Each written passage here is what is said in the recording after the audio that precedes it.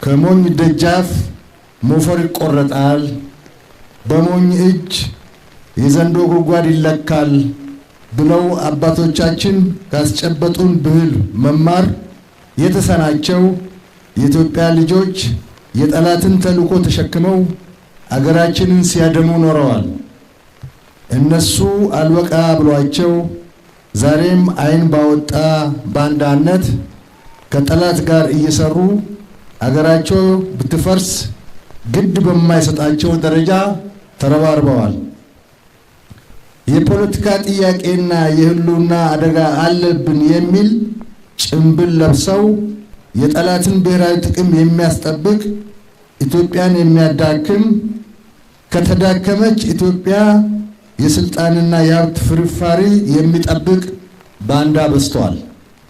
ክቡራትና ክቡራን፣ ዛሬ በሀገራችን በከፍተኛ የልማትና የብልጽግና እንቅስቃሴ ላይ ሆና ዘርፈ ብዙ የሆነ ውጤት እያስመዘገበች በመገኘቷ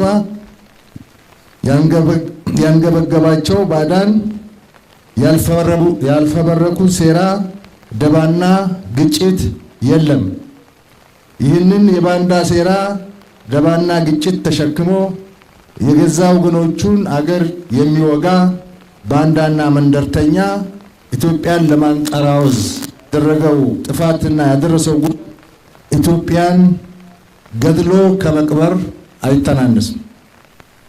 ጀግናው አርበኛና የሀገር ፍቅር እሴት ባለቤት የሆነው የመከላከያ ሰራዊት እየወሰደ በመጣው አገርን የማዳን ተልዕኮ ጠላት ባይመክት ኖሮ ሰራዊቱ የኢትዮጵያ ሰራዊት ባይሆንና ልፍስፍስ ኃይል ቢሆን ኖሮ ባዕዳንና ባንዳዎች ለኢትዮጵያ የደገሱላት ጥፋት የሀገርን ህልውና የሚያጠፋ አደገኛ ድግስ ነበር። ኢትዮጵያ ምንም ያህል ፈተና ቢበዛባት ፈተናም በመሰባበር የማለፍ ተፈጥሮ ያላት ብዙዎች የማያውቁት ሲወርድ ሲዋረድ የመጣ የወል ብቃት ያላት አገር ናት።